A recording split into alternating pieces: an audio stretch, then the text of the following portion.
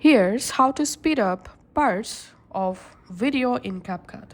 So first of all, open the project and make sure to insert the video. Now, to speed up a specific part, we need to select the part first of all. So select your entire video clip and now just find out the part.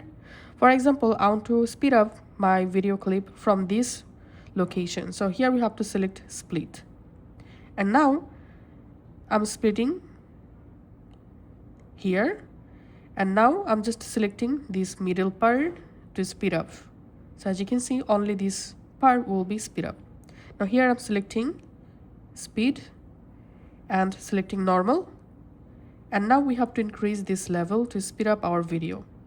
To speed up 10x, you can choose here 10x, then tap on done, and as you can see, only this selected part has been successfully speed up.